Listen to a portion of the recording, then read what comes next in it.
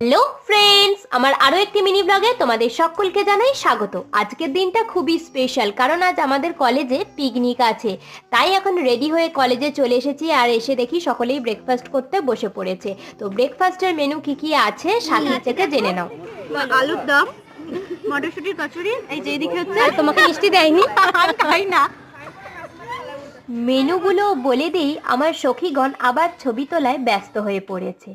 আর পার্বতীদির আসতে অনেকটাই দেরি হবে, তাই আমাদেরকে খেয়ে নিতে বলল।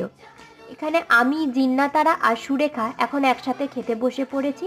আর পাতে গরম গরম মটরশুঁটির কচুরি, আলুর দম এখন চলে এসেছে।